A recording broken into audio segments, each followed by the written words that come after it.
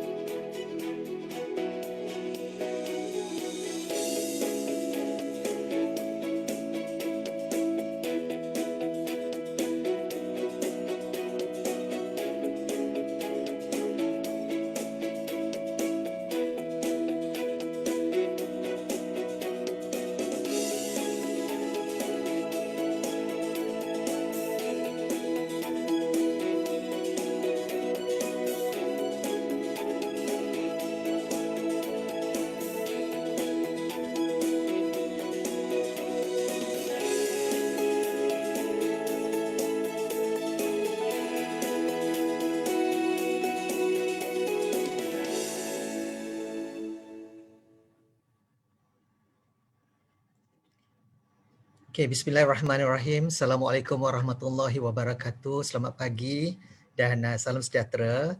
Selamat datang ya kepada para hadirin ke program webinar U4S siri yang pertama untuk tahun ini yang diadakan secara langsung melalui Facebook Kementerian Pengajian Tinggi dan juga Facebook Pusat Transformasi Community University, singkatan UCTC, Universiti Putra Malaysia. Okey, untuk makluman semua, program kita pada pagi ini merupakan program webinar siri yang pertama ya untuk tahun 2021.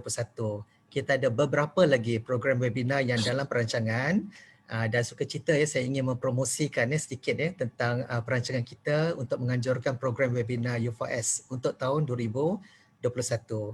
Kita akan mulakan pagi ini dengan program webinar U4S yang siri yang pertama yang bertajuk Meja Bulat Agenda Nasional University for Society, yang mana kita akan membincangkan isu-isu penting berhubung dengan U4S yang mana kita ada 4 orang ahli panel yang sangat berwibawa. Sebentar lagi saya akan perkenalkan ahli panel. Okey, untuk program webinar siri yang kedua, ini ialah anjuran zon selatan yang mana ketua zon ialah UTM dan tajuknya adalah sangat menarik, Nadi Sungai Kim Kim Pasir Gudang Johor. Itu dia sangat menarik Okey, untuk program webinar U4S siri yang ketiga pula, ini adalah anjuran zon timur yang mana ketua zon ialah UMT Universiti Malaysia Terengganu, yang mana tajuknya akan dibincangkan adalah memperkasa komuniti nelayan di Merang Terengganu menerusi teknologi dan ekopelancongan. Sangat menarik. Maka sama-samalah kita nantikan program webinar anjuran siri yang ketiga, anjuran zon timur nanti Okey, baiklah, kita teruskan dengan webinar U4S siri yang keempat pula. Ini ialah anjuran zon utara yang mana ketua zon ialah Universiti Utara Malaysia UUM, yang mana tajuknya sangat ringkas, Komuniti Pulau Tuba Langkawi. Sangat ringkas tetapi banyak maklumat, banyak informasi tentang projek-projek yang telah pun dilaksanakan di Pulau Tuba di Langkawi. Sama-sama kita nantikan. Untuk webinar U4S siri yang kelima pula, ini ialah anjuran zon Borneo yang mana ketua zon ialah UMS, Universiti Malaysia Sabah, yang mana tajuknya, tajuknya kena dengar baik-baik Komuniti Tertumpu Bombon, Bombon, Kampung Marakau, Ranau, Sabah. Nak tahu apa maksud Bombon?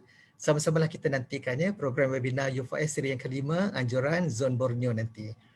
Untuk webinar U4S siri yang keenam pula, ini ialah anjuran zon tengah wilayah yang mana ketua zon ialah Universiti Malaya UM, dan mereka akan membincangkan mengenai kesejahteraan komuniti projek perumahan rakyat PPR di Gombak Setia, Kuala Lumpur. Okey. Dan yang terakhir adalah webinar UFS siri yang ketujuh.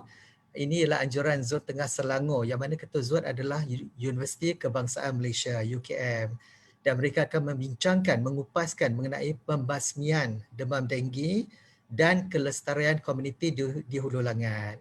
Itu dia ya, sedikit promosi mengenai 7 program webinar dalam perancangan yang akan kita anjurkan insya-Allah pada tahun 2021 tahun ini. Sama-sama nantikan, sama-sama ikuti ya, perkembangan dalam Facebook ya, dari masa ke semasa. Baiklah, tanpa kita melengahkan masa, mulalah kita untuk membincangkan ya program webinar siri yang pertama, yang mana saya ingin memperkenalkan 4 orang ahli panel yang sangat berwibawa, sangat berpengetahuan, berpengalaman dalam bidang komuniti dan juga industri, dan mereka banyak menerajui projek-projek komuniti di dalam negara. Okey. Panel yang pertama, yang berhormat ya, Datuk Mansur Othman, Timbalan Menteri Pengajian Tinggi. Selamat datang yang berhormat Datuk. Terima kasih. Okey. Panel yang kedua yang berbahagia Tuan Muhammad Syahril Abdullah, Pengarah Bahagian Kolaborasi Industri dan Masyarakat BKIM, Jabatan Pendidikan Tinggi, Kementerian Pengajian Tinggi. Selamat datang Tuan Syahril. Terima kasih Nizam. Apa khabar Nizam? Sihat? Sama-sama, Alhamdulillah sihat Tuan. Okey, panel yang ketiga yang berbahagia Profesor Dr. Loh Teck Chuan, Ketua Sekretariat University for Society dan juga Pengarah Pusat Transformasi Community University UPM. Selamat datang yang berbahagia Prof. Terima kasih Dr. Nizam. Sama-sama Prof, khabar baik. Okey, panel yang keempat yang berbahagia Profesor Datuk Dr. Aileen Tan Shao Huai, Pengarah Asia Pacific University Community Engagement Network, singkatan APUCEN dari Universiti Sains Malaysia. Selamat datang yang berbahagia Datuk. Terima kasih Dr. Nizam. Apa khabar kepada semua? Khabar baik Datuk. Terima kasih ya semua. Okey, baiklah kita akan mulakan pusingan yang pertama ya. Untuk makluman, pusingan pertama saya berikan peruntukan masa 30 minit untuk panel memberikan pandangan, kupasan, perbincangan tentang soalan yang saya akan tujukan secara spesifik kepada setiap ahli panel. Ya. Okey, untuk para hadirin yang di luar sana yang mungkin ada soalan yang ingin ditanyakan kepada ahli panel, saya mohon tuliskan dahulu soalan-soalan anda tuan-tuan dan puan-puan, tuliskan soalan dalam Facebook, sama ada Facebook Kementerian Pengajian Tinggi ataupun Facebook UCTC UPM, dan kami akan bacakan nanti ya. Ringkaskan soalan tuan-tuan dan puan-puan dan tuliskan nama tuan-tuan dan puan-puan dan dari mana tuan-tuan dan puan-puan berada sekarang ini ya. Okey, baiklah, untuk pusingan yang pertama, soalan pertama untuk panel yang pertama ya, yang berhormat Datuk Mansur Othman. Okey ya. Datuk, mungkin Datuk boleh memberikan pandangannya, pandangan kupasannya mengenai apakah peranan Kementerian Pengajian Tinggi dalam membantu universiti melaksanakan projek-projek untuk manfaat masyarakat. Silakan yang berhormat Datuk. Terima kasih Dr. Nizam. Assalamualaikum warahmatullahi wabarakatuh. Salam sejahtera. Selamat juga datang pada rakan-rakan panel, Dr. Ali, Profesor Dr. Loh Teck Chuan dan Cik Syahril yang turut berserta dengan kita dalam siri seminar ini. Jadi sebelum itu saya ingin ucapkan tahniah dan syabas kepada pihak Rustia yang menganjurkan program ini. Ini merupakan program bersiri seperti yang disebutkan oleh Dr. Nizam tadi, dan ianya merupakan satu program bagi saya untuk membudayakan dia peranan dan universiti dalam masyarakat ini. Ini merupakan satu usaha yang cukup baik. Dan untuk mengupas soalan yang dimaksudkan oleh Dr. Nizam, moderator kita tadi ini tentang peranan KPT, saya ingin mulakan dengan satu menarik perhatian kita semua tentang hasrat dan tanggungjawab KPT itu sendiri. Ya, tanggungjawab KPT ialah untuk memastikan setiap universiti berjaya melahirkan graduan yang berkualiti serta bertanggungjawab kepada masyarakat. Jadi hal yang kian, karena setelah bergraduan mereka ini juga akan menjadi sebahagian daripada ahli masyarakat, ya, dan hasrat ini telah diterjemahkan melalui BC dan BC University lah. Jadi first you have to understand dulu itu dan bertanggungjawab KPT itu sendiri, seperti yang saya sebutkan tadi, untuk melahirkan graduan yang cukup bertanggungjawab kepada masyarakat, dan ini akan diterjemahkan kepada BC dan KPT dan misi KPT sendiri. Okay, what is the BC KPT? BC KPT adalah untuk melahirkan pendidikan tinggi yang berkualiti, insan yang cemerlang dan negara sejahtera. Manakala BC pula ialah untuk melestarikan ekosistem pendidikan tinggi yang berkualiti untuk membangunkan potensi individu bagi memenuhi aspirasi negara. Okey, selepas kita lihat background itu sedikit, sudah sebab kita parti dia tanggungjawab kementerian, terutama sekali selepas wawasan pendidikan dan nasional yang kita baru ini, kita perhatikan ada sedikit anjakan paradigma. Dulu kalau kita perhatikan universiti, kita harapkan betul untuk menghasilkan modal insan yang betul-betul yang bertanggungjawab untuk memenuhi hasrat dan keperluan negara.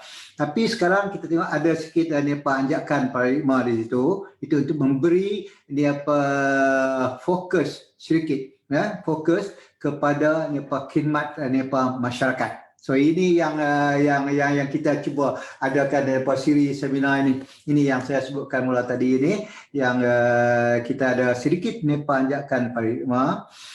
Bukan saja kita nak melahirkan modal insan yang berkualiti untuk kepentingan dan memenuhi kepentingan tanggungjawab negara, tetapi juga kita dikenaki untuk memberi khidmat kepada masyarakat setempat.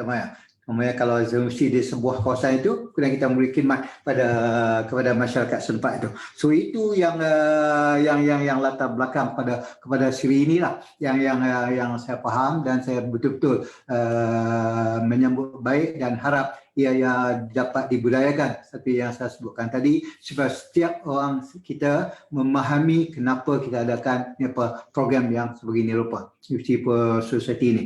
Alright.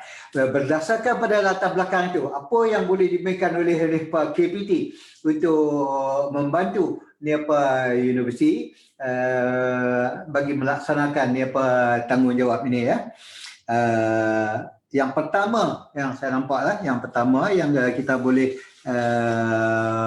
lakukan ini, sebab apa, sebelum kita terpaksa lalukan anjakan ini, sebab ada 2-3 perkara yang ni lah. Satu, saya ingat kalau kita perhatikan dalam belanjawan negara, kita dapati peruntukan yang besar kerajaan berikan kepada pihak universiti, peruntukan yang besar diberikan kepada pihak universiti untuk melaksanakan ataupun pencapaian objektif yang kita gariskan tadi.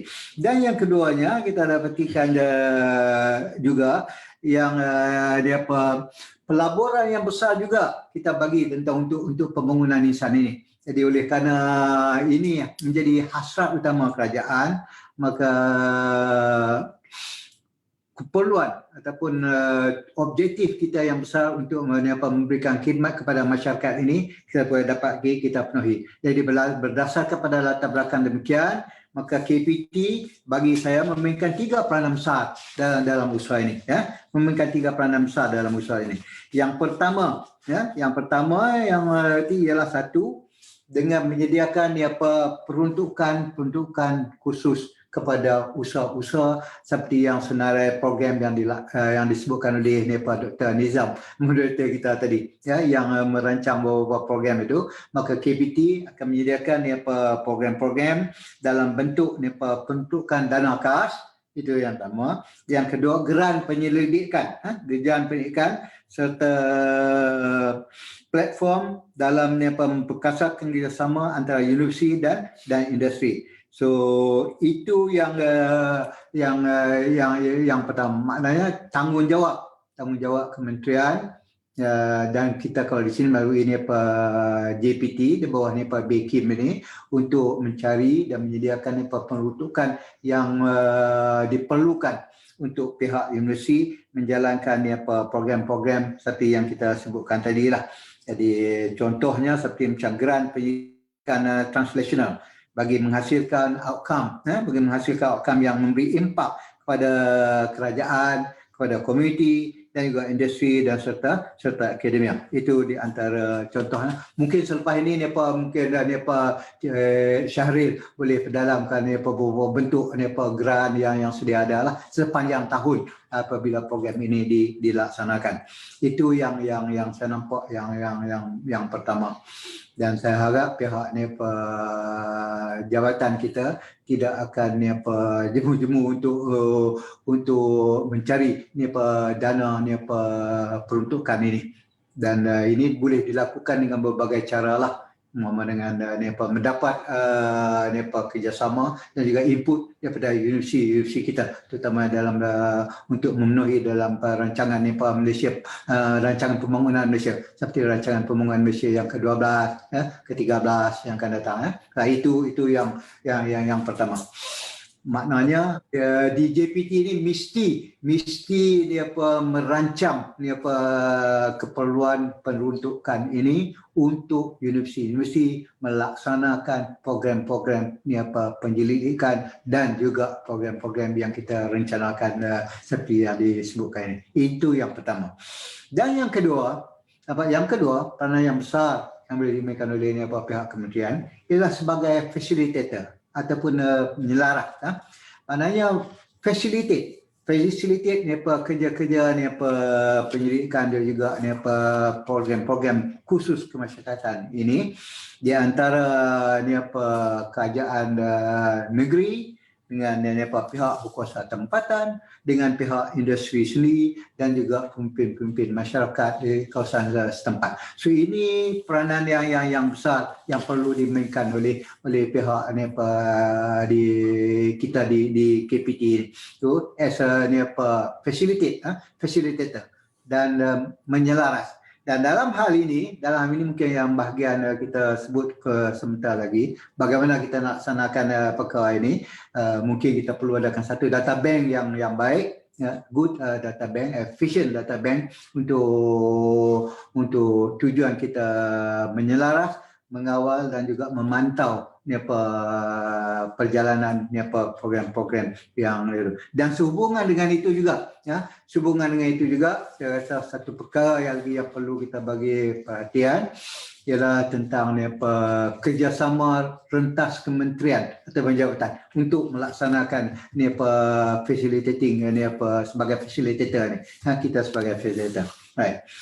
Okey, yang ketiga, saya nampak yang ketiga yang paling besar yang boleh dimainkan oleh pihak KPT ini ialah untuk menjalankan sosial pemantauan. Memantau program-program yang telah dirancang dan dilaksanakan tentang keberkesanannya ataupun impact. Contoh umpamanya selepas kita laksanakan beberapa program seperti yang disebut dalam peringkat awal Dr. Nizam tadi ini, yang siri webinar kita dengan beberapa program khusus di kawasan utara, kawasan selatan, kawasan timur itu, kita akan pantau melalui contoh melalui dengan kajian-kajian impak keberkesanan mana impact studies lah.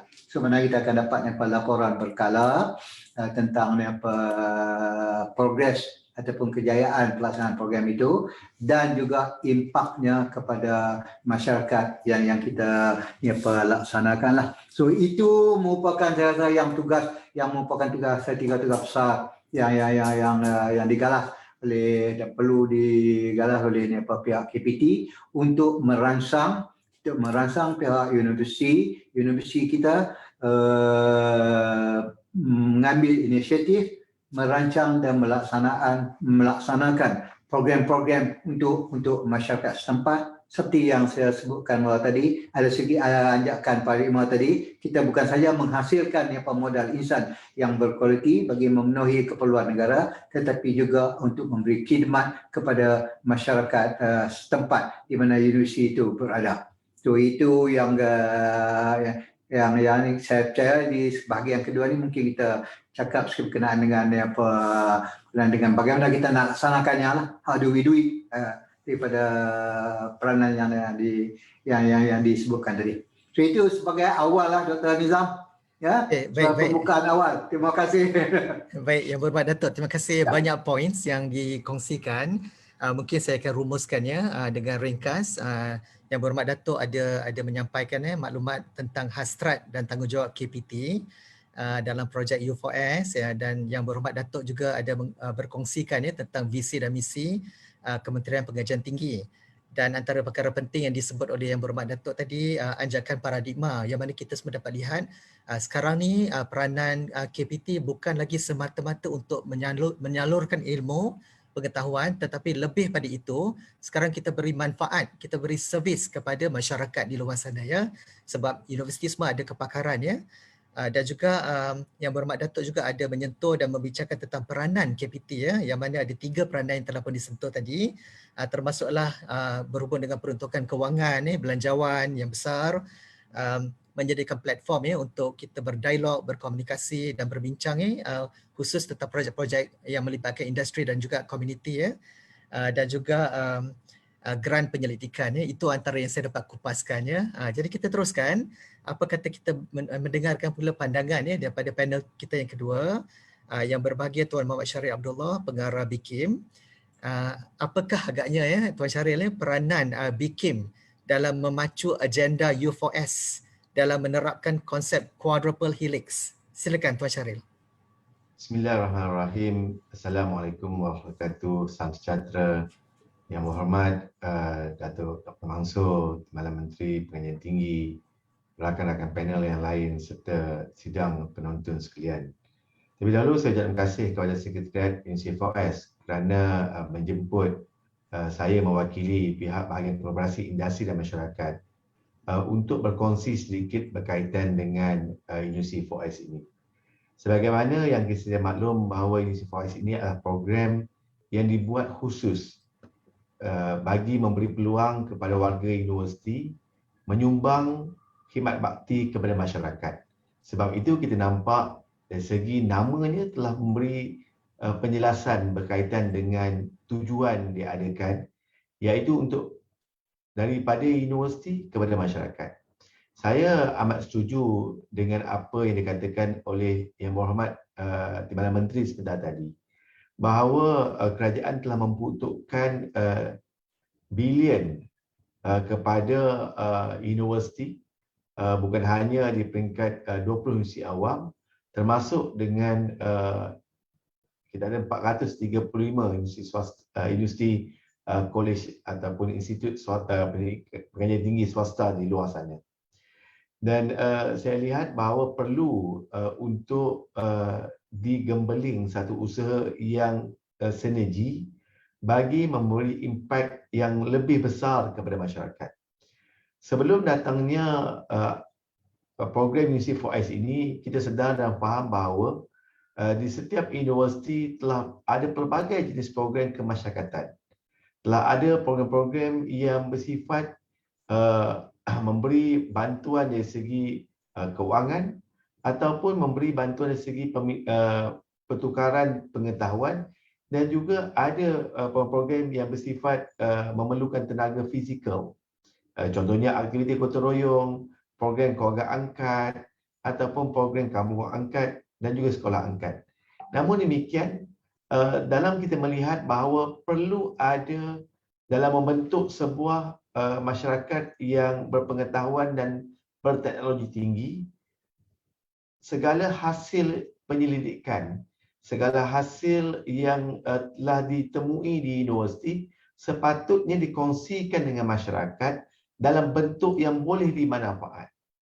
Sebab itu Jabatan Pendidikan Tinggi menerusi bahagian kolaborasi industri dan masyarakat. Kita berbincang dengan pihak universiti, dengan pejabat Timbalan Anak Chancellor, Hawal Pelajar, Timbalan Anak Chancellor Akademik, Timbalan Anak Chancellor Pendidikan Inovasi, dan juga Timbalan Anak Chancellor Jaringan Industri dan Masyarakat untuk melihat bagaimana sebenarnya UNC4S ini. Untuk makluman sidang penonton dan juga ahli panel, University for Us ini program yang kita luluskan adalah program yang boleh menyelesaikan masalah nasional. Dia tidak hanya sekadar program-program kemasyarakatan biasa, tapi mesti mempunyai elemen yang disebut sebagai Quadruple Helix. Quadruple Helix ini adalah hubungan 4 pihak yang utama. Yang pertama adalah pihak kerajaan. Yang kedua adalah pihak universiti. Yang ketiga pihak industri. Dalam ketiga pihak yang awal ini adalah bergabung untuk membantu pihak komuniti. Sebab itu disebut Quadruple Helix, iaitu 4 pihak ini, kerajaan, universiti, industri dan juga komuniti, untuk memberi suatu perubahan kepada aspek pembangunan masyarakat. Saya juga bersetuju dengan Yang Berhormat Datuk Mansur sebentar tadi bahawa di peringkat kementerian kita juga telah mula menggerakkan dipanggil inisiatif kerjasama merentas kementerian. Budaya sinergi ini sangat-sangat penting kerana kita melihat bahawa inisiatif for Us ini tidak boleh dilaksanakan secara bersendirian ataupun work in silo kerana ruang lingkupnya melibatkan pelbagai pihak. Saya bagi contoh, untuk membangunkan satu modal insan, dia tidak hanya bergantung sepenuhnya kepada pemberian ilmu sahaja. Dia juga perlu melihat dari segi aspek kesihatan dan juga perlu melihat dari segi aspek pembangunan masyarakat itu sendiri. Termasuklah dengan susun atur kampung itu ataupun dari segi sudut kebersihan kampung tersebut ataupun di peringkat rumah pangsapuri ataupun di masyarakat setempat.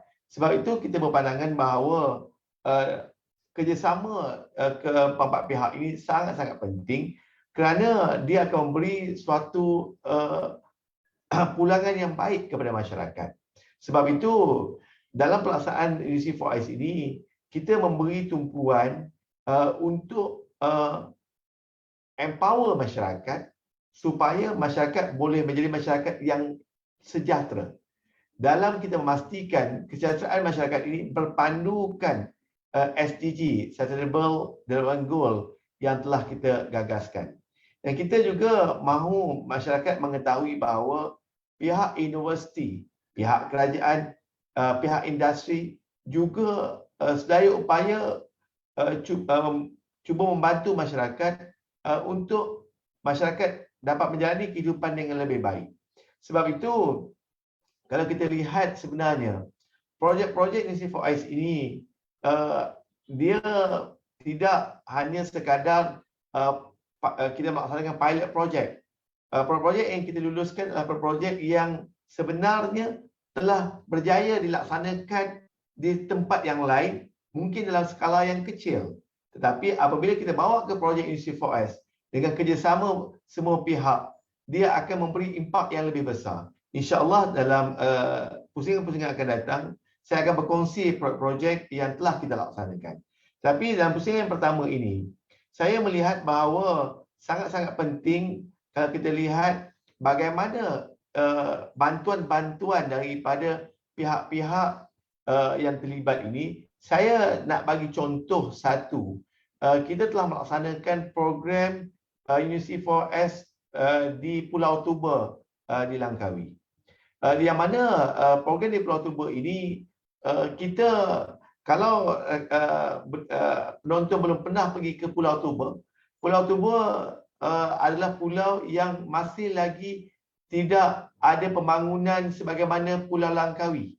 Tetapi saya difahamkan itulah keadaan Pulau Tuba adalah sebagaimana Langkawi sebelum ini. Yang mana saya telah sampai ke sana dan saya melihat bahawa telah nilai pelancongan di Pulau Tuba itu sangat-sangat tinggi. Dan menerusi projek yang kita laksanakan dengan kerjasama Universiti Malaysia Perlis. Projek tersebut telah memberi suatu impak kepada pengusaha-pengusaha pelancongan untuk menarik lebih ramai masyarakat pelancong untuk datang ke Pulau Tuba. Dan juga apa yang kita sumbangkan adalah bersifat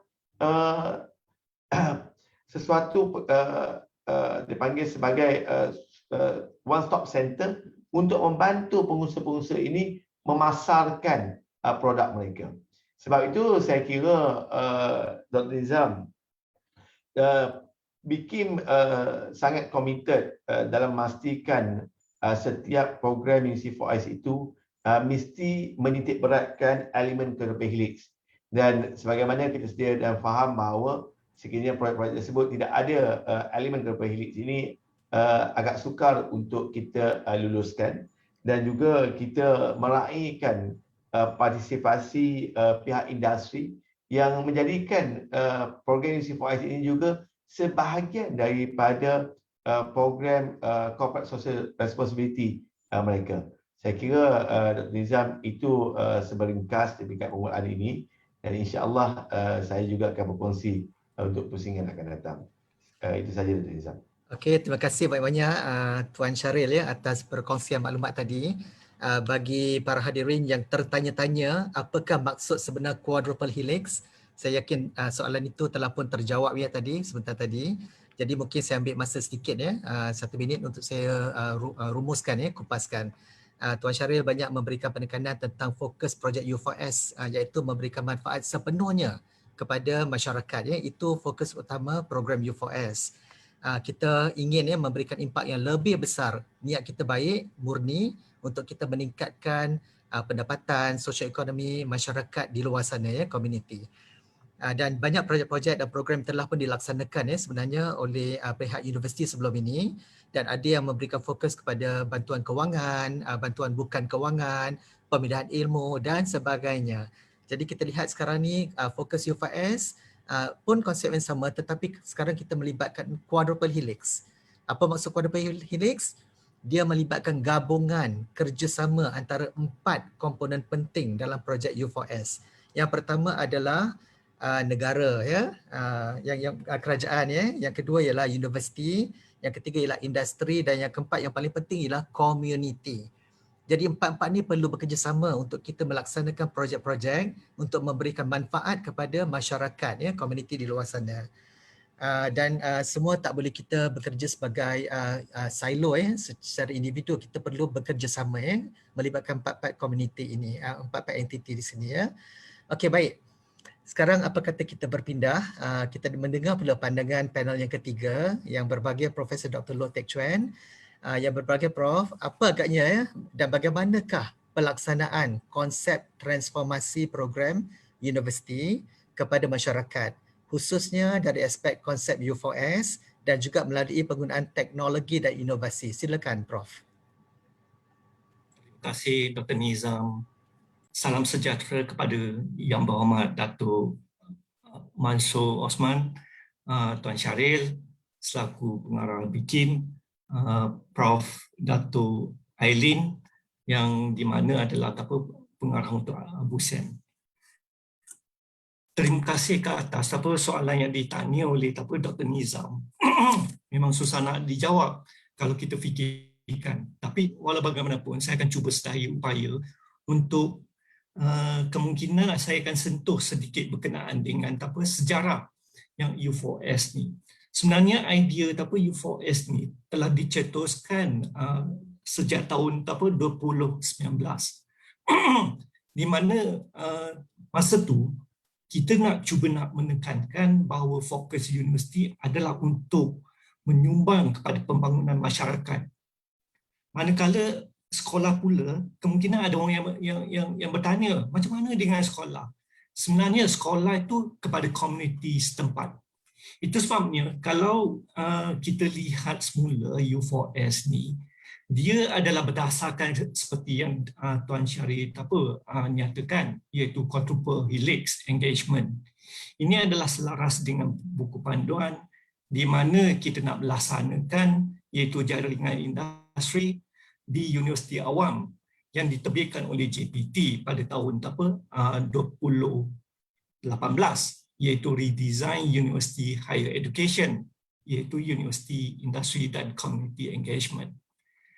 Kalau kita lihat konsep U4S ni, sebenarnya dia menjamin kelestarian hubungan antara kerajaan, universiti, industri dan komuniti serta memberi kesan langsung iaitu outcome kepada masyarakat.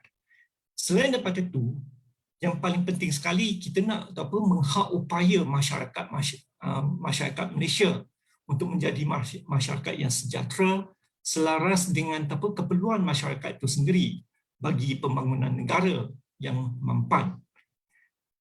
Selepas tu kita akan cuba nak memperkenalkan U4S ni kepada masyarakat dengan menggabungkan pemegang taruh utama iaitu akademia, pelajar universiti, pemain industri dan agensi serta ahli masyarakat.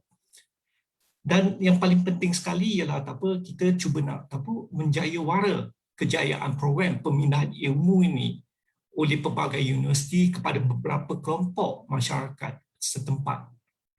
Sebenarnya program U4S ni kita cuba nak menggabungkan kepakaran beberapa universiti dalam membantu meningkatkan taraf hidup masyarakat setempat melalui pembahagian zon yang telah ditetapkan seperti yang dinyatakan oleh yang berhormat tadi iaitu zon utara, selatan, timur, wilayah dan Selangor. Dan kita pun tidak lupa Borneo. UPM bertindak selaku ketua sekretariat yang menjadi penghubung antara pihak kementerian dengan universiti. Kalau kita lihat elemen U4S ni, kita cuba nak menggabungkan kepakaran. Selain daripada itu, kita bertindak sebagai ketua sekretariat. Di samping itu, kita juga nak memastikan semua program yang dijalankan tu telah melaksanakan pemindahan ilmu, pemantauan berkala, penilaian dan kejayaan program. Itu sebabnya amat penting kalau kita ada yang telah dinyatakan oleh yang berhormat, di mana kita mesti mempunyai data bank yang sempurna supaya kita dapat memantau dan kita dapat tahu siapa yang melakukannya sebelum itu. Daripada hasil program U4S ni, kami sangat-sangat berharap supaya masyarakat dapat berubah dari segi pengetahuan mereka, sikap, kemahiran dan yang paling penting sekali ialah aspirasi. Yang akhir sekali di mana masyarakat ni dapat berdikari tanpa bergantung sangat kepada kerajaan, di mana mereka boleh mencari sara hidup mereka sendiri. Kalau kita lihat semula yang berkenaan dengan program U4S ni, kita kena pastikan bahawa kehendak dan keperluan masyarakat terlebih dahulu. Itu sebabnya selalunya saya akan menekankan keperluan ni amat penting. Kita jangan cuba sekali-sekala untuk mengubah kehendak ataupun keperluan masyarakat tersebut. Yang paling penting sekali ialah penlibatan masyarakat, di mana penlibatan tu mestilah adalah dua hala, bukan sehala saja. Kerana dia bukannya melibatkan masyarakat saja. Tapi yang paling penting sekali, kalau boleh kita nak melibatkan kerajaan setempat dan juga industri yang terdapat di tempat tersebut. Yang seterusnya, kalau kita lihat impak kepada masyarakat, dia mempunyai elemen pemantauan supaya program itu mencapai matlamat yang ditetapkan. Seterusnya memberikan impak kepada masyarakat, terutamanya dari segi ekonomi dan sosial. Dan yang paling penting sekali, pengehakupayaan masyarakat supaya masyarakat ni seperti yang saya nyatakan tadi, mereka dah boleh berdikari. Dari segi teknologi dan inovasi, sebenarnya kadang-kadang agak susah nak untuk memindahkan ilmu ni kepada masyarakat, kerana dia melibatkan dua pihak seperti yang saya kata tadi, iaitu penerimaan daripada masyarakat tersebut. Itu sebabnya selalunya kita akan menekankan kita menggunakan teknologi yang boleh diterima oleh komuniti. Satu. Yang kedua, kalau kita lihat sebenarnya kita telah menawarkan banyak grant seperti yang dinyatakan oleh yang berhormat. Saya memang setuju. Kita banyak grant penyelidikan. Contoh dia seperti FRGS, TRGS, LRGS.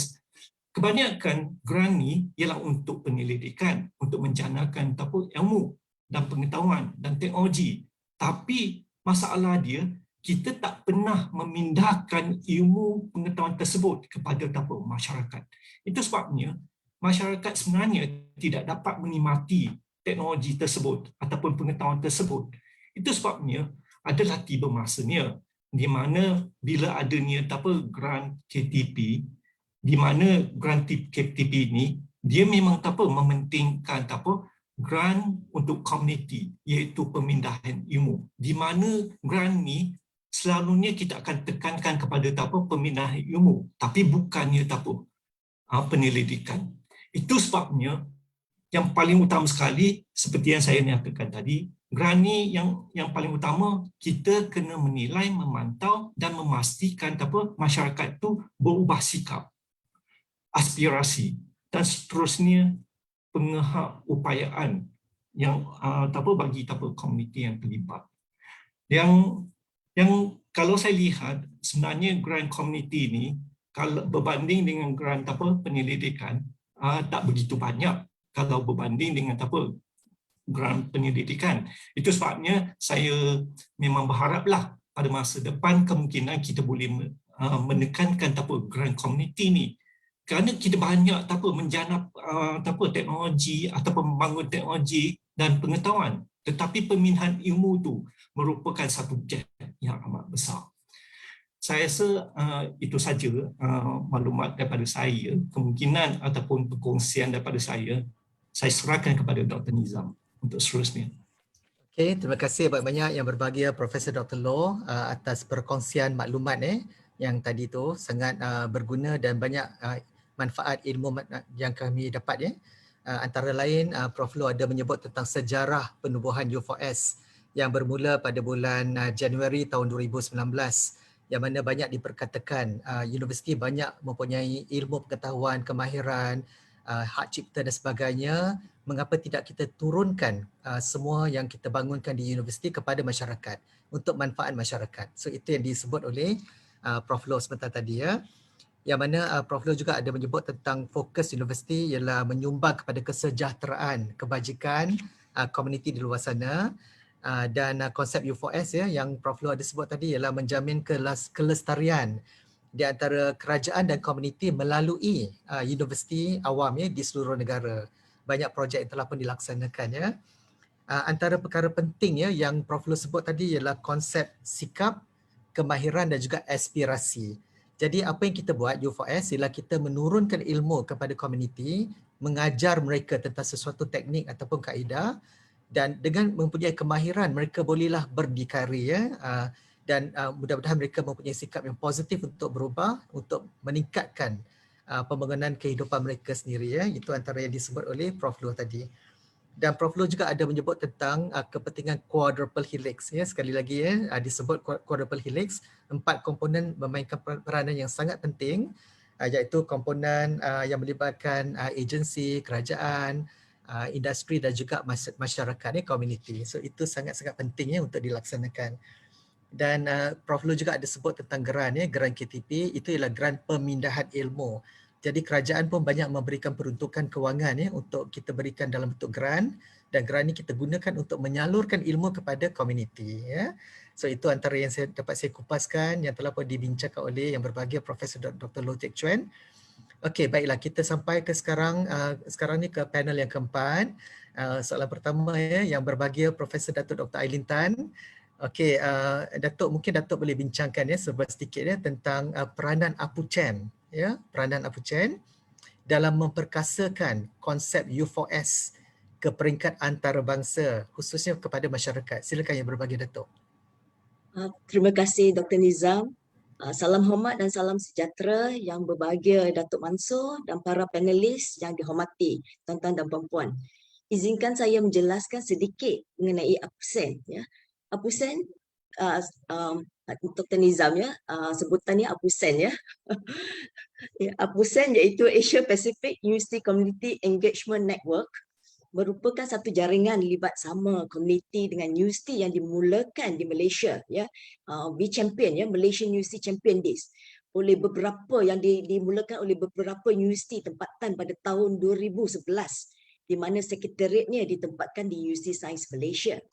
Sehingga hari ini APUSEN mempunyai 98 ahli dari 21 negara, merangkumi lebih dari kawasan Asia Pasifik, ya, sehingga ke Amerika Syarikat, Germany dan Afrika Selatan. Dan APUSEN semakin mengembang, ya. APUSEN ditubuhkan dengan misi untuk mentranslasikan ilmu dari Menara Gading ke masyarakat, mewujudkan impak dan menaikkan taraf hidup masyarakat, terutamanya masyarakat yang terpinggir. Ya, APUSEN menuju ke arah mewujudkan universiti global, ya, sesama semua ahli APUSEN, iaitu satu universiti yang bergabung kepakaran. Maksudnya tak ada universiti as silo, ya, tak ada UKM, tak ada Chiang Mai University, tak ada Peng Song Khan University, tak ada Griffith University. We work all as one university.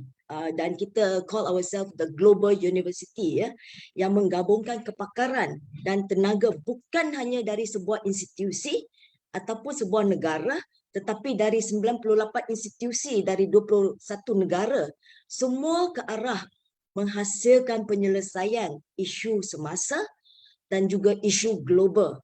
Ini adalah sejajar dengan misi dan visi U4S, ya, yang diketuai oleh Jabatan Pendidikan Tinggi Malaysia, ya. U4S dan APUSEN, ya, mempunyai banyak kesamaan, ya, iaitu kedua-dua ini memegang teguh kepada meraihkan kepelbagaian menuju satu matlamat, ya, in English, ya, celebrating our differences for a common goal. Yeah, there's a lot of differences among us, but we are celebrating our differences for a common goal.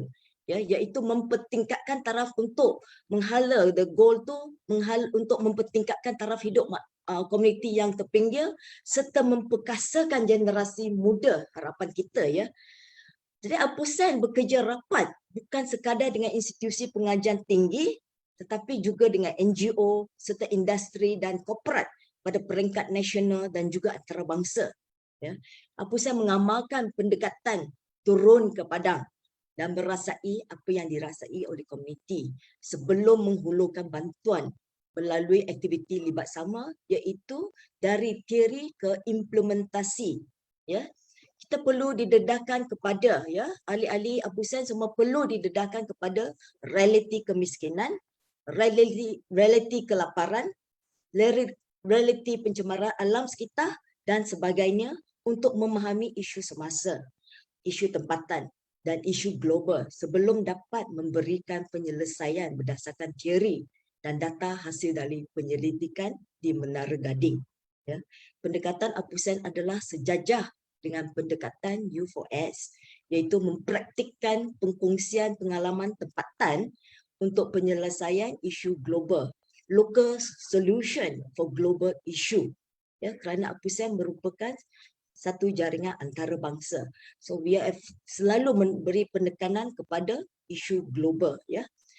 Institusi di bawah program U4S Jabatan Pendidikan Tinggi, ya, boleh menggunakan platform APUSEN untuk memperkembangkan ilmu pengetahuan serta pengkongsian ilmu yang terdapat di kalangan institusi tempatan, ya, ke peringkat antarabangsa, mengamalkan dan mengkongsikan best practices, ya, dalam libat sama komuniti.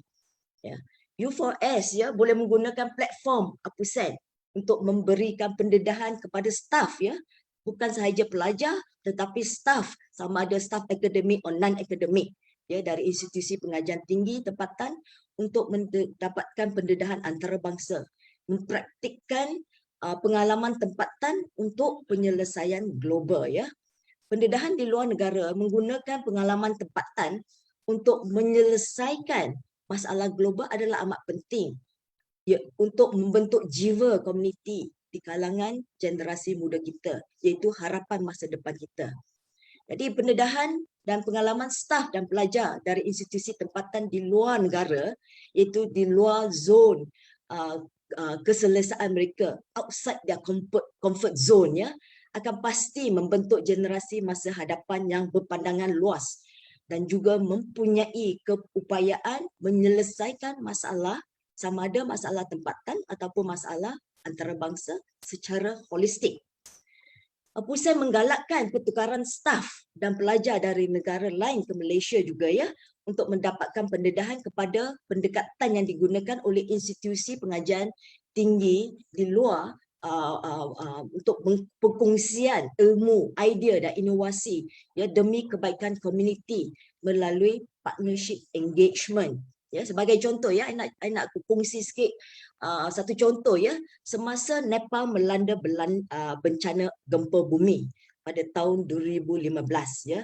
Nepal iaitu salah satu ahli APUSEN telah memohon bantuan dari APUSEN.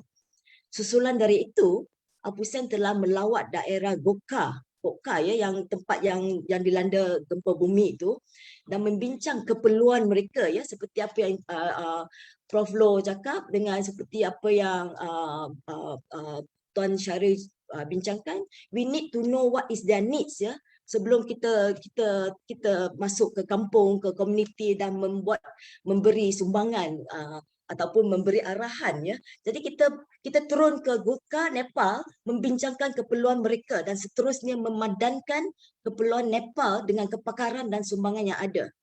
Jadi susulan dari itu ya, segolongan NGO wanita dan pelajar dari institusi tempatan Malaysia telah turun padang ke Gokha, Nepal untuk melatih komuniti wanita di daerah Gokha untuk menjahit. Dan sekarang komuniti wanita ini telah menerima tempahan menjahit baju sekolah untuk beberapa daerah di Nepal. Dan komuniti wanita di Gokha telah menjadi social entrepreneur. Ya. Jadi engineer dari beberapa institusi di Thailand, Jepun dan Australia telah turun padang menyumbangkan tempat, membina tempat penginapan sementara ya, temporary shelter untuk komuniti di Nepal. Ya, ahli APUSEN dari Jepun pula menghantar pelajar mereka ke Nepal untuk memperkasakan pelajar di sana melalui perkongsian ilmu penjagaan kebersihan, hygiene education serta pembelajaran bahasa Inggeris. Saya nak tekankan di sini ya, penglibatan pelajar Jepun ya yang dalam program ini, mereka ni tinggal di daerah Gokha selama sekurang-kurangnya 4 bulan. Ya, di mana gempa bumi berlaku, tempat di mana gempa bumi berlaku, dan melibatkan diri dengan komuniti tempatan untuk membina kembali daerah tersebut. Ya, tempat penginapan mereka ya, pelajar-pelajar Jepun ni cumalah di bawah bumbung zinc dan tikar mengkuang. Ya, tempat ini digunakan sebagai sekolah sementara di waktu siang dan tempat tidur di waktu malam. Setiap hari mereka terpaksa mengharungi tapak yang masih mengalami tanah runtuh dan aftershock ya of the area ya, of the earthquake. Bayangkanlah cabaran yang perlu dihadapi oleh generasi muda ini demi membantu komuniti di Nepal. Pendedahan sebeginilah yang dapat membentuk generasi masa depan yang berjiwa komuniti dan pemikiran holistik. Ya, because they are outside their comfort zone and yet they are still willing to contribute. Ya, itulah yang kita ingin pupuk di kalangan akademia kita dan di kalangan staff dan generasi muda kita ya. Jadi kerjasama di antara U4S dan APUSEN dapat dieratkan di mana APUSEN boleh memberikan hikmat kepada semua institusi di bawah U4S untuk membina jaringan dengan ahli APUSEN antarabangsa, sama ada universiti kita pergi ke luar negara untuk mengkongsikan ilmu ataupun ya kita menerima pelajar ataupun staff sebagai exchange ya, untuk kita juga saling bertukar pengalaman, pengetahuan dan inovasi ya. Dan juga APUSEN ya, melalui APUSEN U4S dapat membina jaringan bukan saja di takat antarabangsa, kita juga dapat membina jaringan dengan ahli NGO dan juga dari industri dan korporat. Ya, dengan itu saya serah balik kepada Dr. Nizam untuk sambung ya. Terima kasih. Okey, terima kasih yang banyak-banyak yang berbagi Dato' Ailin. Sebutannya betul lah APUSEN ya Dato' ya, APUSEN. Saya sebut tadi APUCEN ya, silap ya. APUSEN. Terima kasih Dato'. Banyak maklumat yang kami dapat ya daripada kupasan ataupun perbincangan yang telah pun diberikan oleh Dato' Ailin sebentar tadi. Antaranya ialah sejarah penubuhan APUSEN ya, sangat bagus. 21 negara, 98 institusi Dato' betul ya? 21 negara dan Ya, juga ya, ya, 21 negara. Ya. 98 institusi. Sangat bagus ya. Ini dapat kita lihat ya betapa hebatnya peranan APUSEN dalam Ini kita. saya nak tambah lagi Dr. Silakan, Izzam, silakan. because kita patut berasa megah sebab ini adalah Betul. satu inisiatif yang dimulakan oleh institusi di Malaysia ya. Betul, Datuk. Saya setuju ya. Kita sangat berbangga bermula daripada Malaysia di sini yang mana kita boleh memperkembangkan sampai melibatkan 21 negara seluruh dunia dan melibatkan 98 ya institusi. Itu dia, sangat hebat ya. So kita semua boleh berbangga. Yang mana yang berbagai Datuk Aileen juga ada mengkongsikannya tentang peranan APUSEN ya dalam, dia lebih kurang sama dengan peranan U4S. Fokus utama ialah memberikan ilmu kepada masyarakat ya. Ya. Jadi konsepnya sama, peranannya sama, tetapi APUSEN dia sedikit melibatkan antarabangsa ya. Dia pergi sampai ke 21 negara. U4S buat masa ni kita melibatkan lebih kepada dalam negara ya buat masa ni. Mana tahu satu hari nanti kita boleh kembangkan lagi yang kita boleh melibatkan negara serantau dan sebagainya ya satu hari nanti. Jadi APUSEN macam kata Datuk Aileen tadi banyak bekerja rapat dengan industri dan juga komuniti. Yang saya suka ialah konsep daripada teori kepada lapangan ya, kepada praktikal ya, implementasi. So itu satu benda yang sangat bagus. Maksudnya kita applykan, kita aplikasikan apa yang telah pun dibincangkan, dipelajari melalui teori dan kita terjemahkan dalam bentuk praktikal ya, kita implementkan. Itu sangat bagus. Dan juga boleh juga ada juga pendekatannya yang pertukaran staf tempatan dengan staf antarabangsa ya, itu sangat bagus, mobility, memberikan ruang dan peluang untuk mengembangkan lagi ilmu pengetahuan ya, dan juga pendedahan pada peringkat antarabangsa. Okey. Jadi terima kasih banyak-banyak panel. Kita telah pun tamat pusingan yang pertama. Sebentar lagi kita akan mulakan pusingan yang kedua. Pada para pendengar di luar sana, sekiranya tuan-tuan dan puan-puan mempunyai soalan, bolehlah tuliskan soalan tuan-tuan dan puan-puan dalam Facebook Kementerian Pengajian Tinggi ataupun Facebook UCTC UPM, yang mana kami akan ambil soalan tu, kami akan bacakan dan akan tujukan kepada panel secara spesifik sebentar lagi. Baiklah, sekarang kita akan teruskan dengan pusingan yang kedua, 20 minit ya, 20 minit sebab masa tidak mengizinkan. Jadi saya berikan masa 20 minit kepada panel. Dalam pusingan kedua ni mungkin kita mohon untuk ringkaskan ya, panel-panel ringkaskan jawapan kepada soalan-soalan. Kita mulakan dengan panel yang pertama, yang berhormat Datuk Mansur Osman. Okey, yang berhormat Datuk ya, untuk soalan kedua, pusingan kedua ni saya ingin mendapatkan pandangan Datuk lah ya, yang berhormat Datuk, tentang peranan Kementerian Pengajian Tinggi dalam menghakupaya, showcase ya, menghakupaya agenda U4S kepada negara. Silakan yang berhormat Datuk. Terima kasih Dr. Nizam. Soalan ini memang ada kaitan dengan yang peranan yang soalan yang pertama tadi. Bagaimana kita nak mengupayakan power ni masyarakat ini dalam perspektif ini. Saya ingin tarik juga perhatian tentang konsep U4S ni jugalah. Sebenarnya ia seperti yang disebutkan oleh ahli-ahli panel tadi, itu pemindahan ilmu kepada masyarakat. Mana di universiti kita ada kepakaran yang khusus, kepakaran yang telah teruji, maka kita nak transferkan, nak pindahkan kepakaran ini kepada masyarakat supaya yang memberi manfaat yang lebih kepada masyarakat. So saya dalam hari ini saya ingin merujuk pada beberapa contoh. Selalu saya sebut contoh daripada Profesor Yunus ni, Social Enterprise Grameen Bank mula ni. Jadi mulakan daripada universiti, profesor daripada Chittagong University, kemudian di sekitar itu dia dapati masalah kemiskinan. Jadi dia come up dengan idea untuk wujudkan penambahan modal kepada orang miskin supaya mereka ini boleh berjaya dan meningkatkan pendapatan mereka di dalam masyarakat. So konsep yang macam itu, maksudnya mana dalam ilmu kita ada ilmu dalam universiti, ada kepakaran yang cukup khusus, kemudian kita gunakan kepakaran kita itu untuk menyelesaikan beberapa masalah di peringkat tempatan dan juga negara. Itu tadi kita ambil contoh macam kemiskinan, contoh macam Grameen Bank. Dia mula-mula buat Grameen Bank itu contohnya Ini apa dia tengok, ini apa masyarakat di sekitar Universiti Chicago itu, ni apa selalu pinjam duit cuti, tak ada modal tambahan. So dia bagi pinjaman. Bila dia bagi pinjaman, dia tengok orang ni boleh bayar balik. Bagus, dan ada peningkatan pendapatan mereka dengan mengusahakan ni apa perusahaan-perusahaan kecil. Dan konsep itu juga satu yang kita buat di macam program ni apa projek ni apa Amanah Ikhtiar di Malaysia.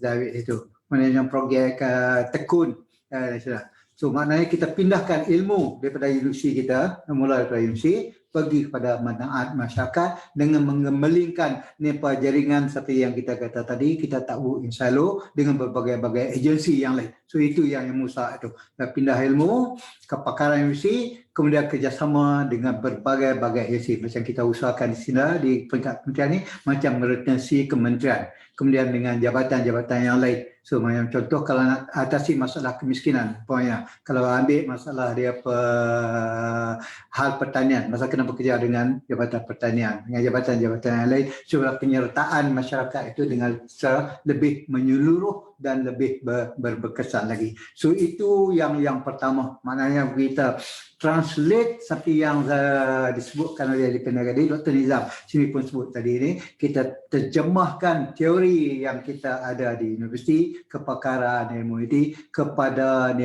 aplikasi program-program khusus di masyarakat sempat supaya yang membawa manfaat. So itu kita tengok contoh yang masalah sosial macam kemiskinan. Kita boleh translate lagi isu-isu sosial lain. Contohnya macam masalah perumahan umpamanya. Masalah perumahan negara. Dulu kita dapati, kita buat rumah dulu satu bilik. Kita tengok masalah sosial, masalah ni apa, banyak pelajar-pelajar kita, anak-anak muda ni dia berlepak kat luar. Yalah dia tak boleh nak tidur, malas satu bilik. Ibu bapa dia duduk dalam bilik itu saja. So now kita kata for keluarga tak lagi menasabah kalau buat satu bilik dalam masyarakat dasar perumahan negara. Contohlah itu. So itu sebagai satu. Tapi hasil daripada polisi itu ataupun dasar itu adalah daripada kajian-kajian daripada pendidikan dalam universiti. So peranan universiti yang membuat pendidikan itu, hasil-hasil pendidikan itu diterjemahkan kepada program-program khusus untuk mengatasi berbagai masalah sosial dan juga pembangunan negara untuk kepentingan pembangunan sosioekonomi. Itu dalam aspek sosioekonomi. Kemudian yang keduanya hari ini kalau kita perhatikan seperti yang ahli-ahli panel lain sebut juga, saya juga setuju yang untuk kita pindah teknologi dan inovasi dalam universiti ini hari ini. Jadi maknanya kita memanfaatkan betul-betul ilmu sains dan teknologi ini, segala innovation yang ada dalam universiti ini untuk kepentingan masyarakat. Saya kesempatan juga turun padang ke universiti dan juga kolej community dan juga politeknik. Saya dapati banyak betul hasil inovasi yang dihasilkan oleh pensyarah kita dan juga mungkin juga ada juga student kita pun dalam universiti. So sekarang ni bagaimana kita nak gunakan inovasi itu tadi, teknologi yang dihasilkan oleh universiti untuk manfaat masyarakat, mana added value kepada masyarakat. Contoh umpamanya macam buat satu bidang inovasi untuk PTS umpamanya, untuk industri kecil dan sederhana. So bagaimana kita boleh penting memanfaatkan itu untuk masyarakat dengan kerjasama dengan industri. Itu yang quadruple helix tadi ni.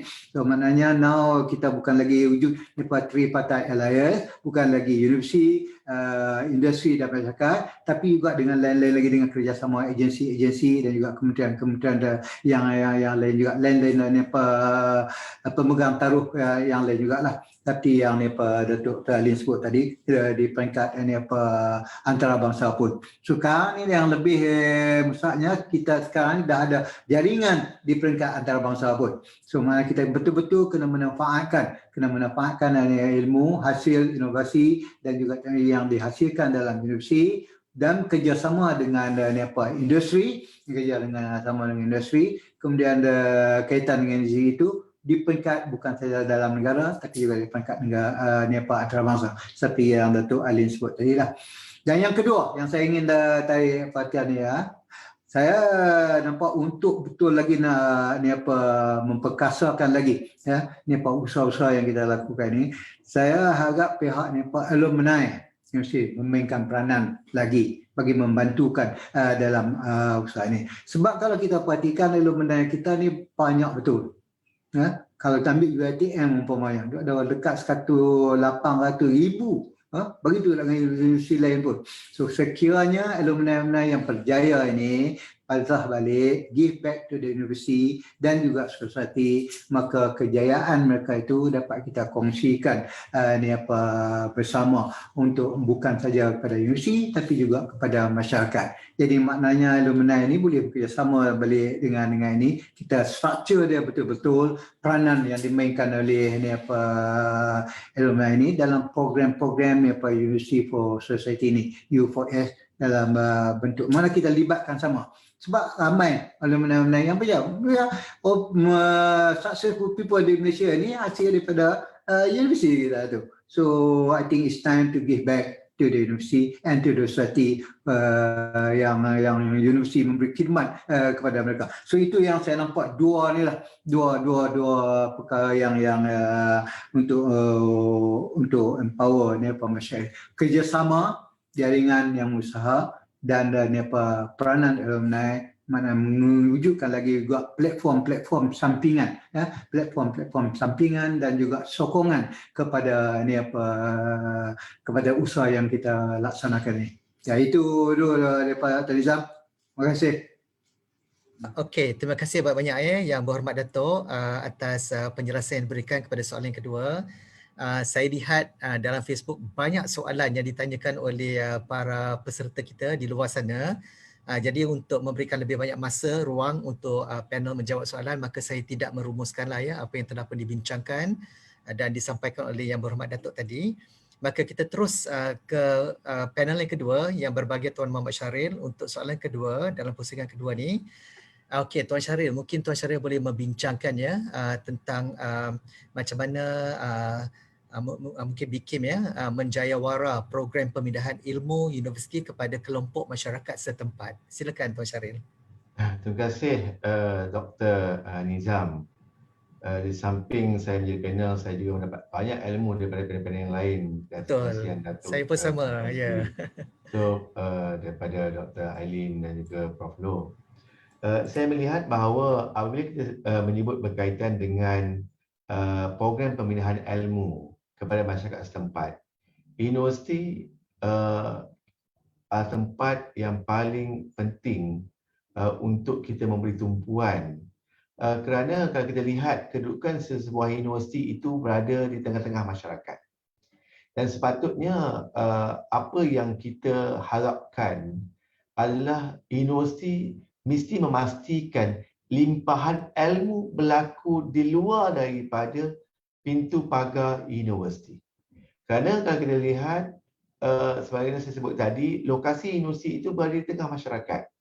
Sebab itu, bahagian kolaborasi industri dan masyarakat, kita telah mula menggerakkan inisiatif yang disebut sebagai Taman Ilmu. Bermaksud kita melihat dan mendapatkan maklum balas daripada universiti berkaitan apa program-program kemasyarakatan yang dibuat di masyarakat sekitar universiti. Kita nak melihat 1 km radius daripada universiti, apa program-program yang dibuat dalam usaha untuk upskilling, reskilling masyarakat supaya mereka dapat manfaat yang lebih berbanding mereka yang jauh dari universiti.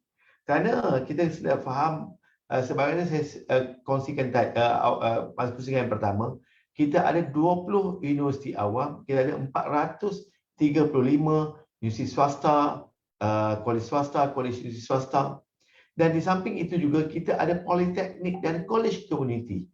Dan kolej community ini wujud pada setiap kebanyakan parlimen-parlimen yang ada di Malaysia ini, yang mana kita sepatut menggunakan fasilitis yang ada yang disediakan oleh kerajaan ini untuk menyemarakkan lagi program-program pemindahan ilmu.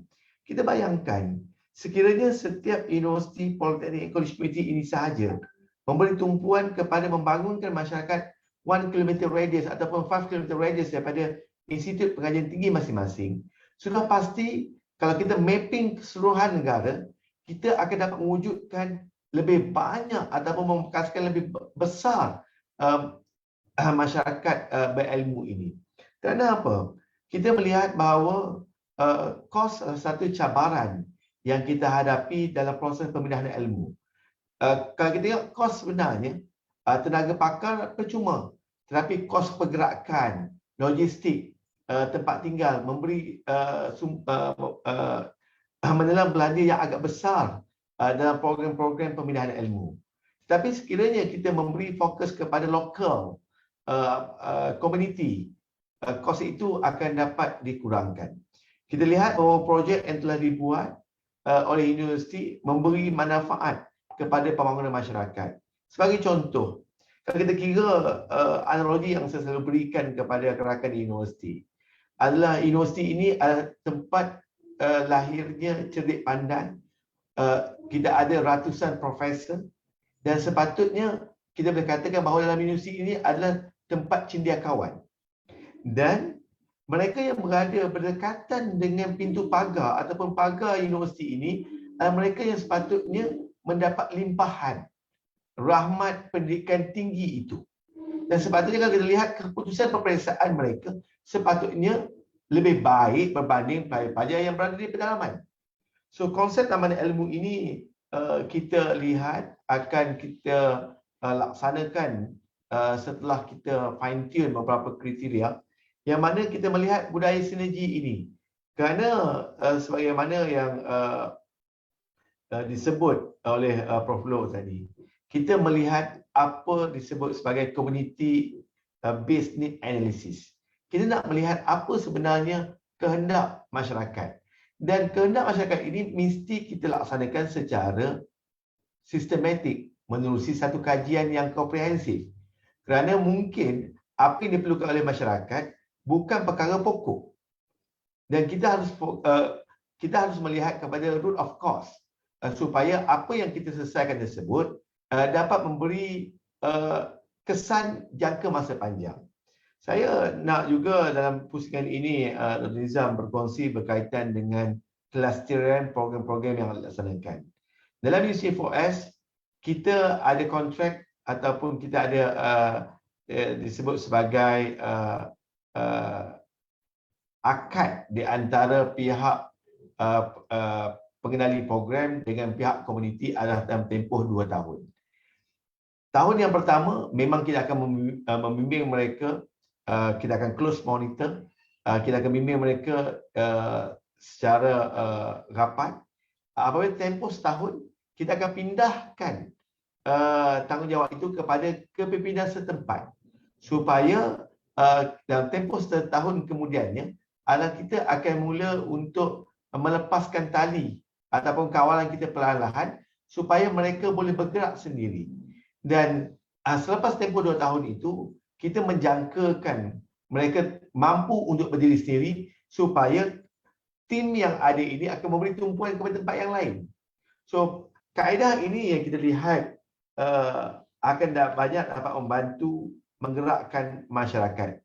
Saya yakin dan penuh percaya dengan pelaksanaan UC4S ini, Dr. Nizam, kita akan lebih memberi impak yang signifikan kepada masyarakat.